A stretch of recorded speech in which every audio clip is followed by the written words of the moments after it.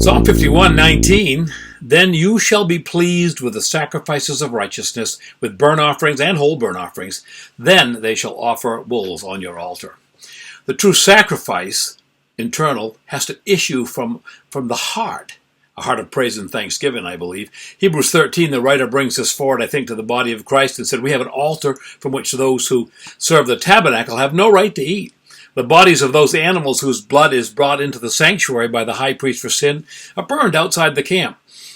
Therefore Jesus also, that he might sanctify the people with his own blood, suffered outside the gate. Therefore let us go forth to him outside the camp, bearing his reproach. For here we have no continuing city, but we seek one that is to come. Therefore, verse 15 says, by him let us continually offer the sacrifice of praise to God. That is the fruit of our lips, giving thanks to his name. Don't forget to do good and to share, for with such sacrifices God is well pleased. David had to offer for his sin sacrifices from a right heart. We have to have the right heart. Jesus paid it all to him. We owe. The sacrifices coming from the lips of God's people please him when accompanied by loving action as well. You notice that, right?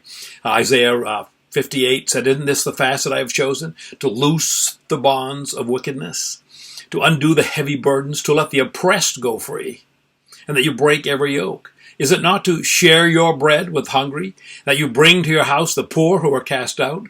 When you see the naked, that you cover him, and don't hide yourself from your own flesh. Then your light shall break forth like the morning, your healing shall spring forth speedily, your righteousness shall go before you, the glory of the Lord shall be your rear guard. Then you'll call, and the Lord will answer you. You shall cry, and he will say, here I am.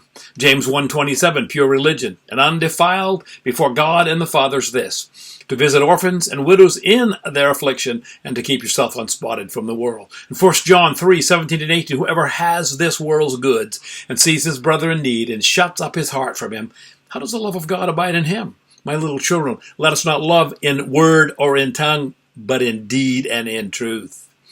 Freely we have received. Freely we are told to give.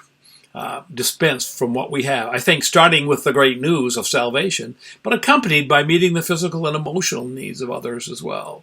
As David said, then God will be pleased with the sacrifices of righteousness. 1 Corinthians 15:58, therefore, my beloved, be steadfast, unmovable, always abounding in the work of the Lord, knowing that your labor is not in vain in the Lord. In Hebrews 6:10, God is not unjust to forget your work and all your labor of love which you have shown toward his name, and that you have ministered to the saints and do minister. We don't do deeds of charity just to feel good, even though we often do.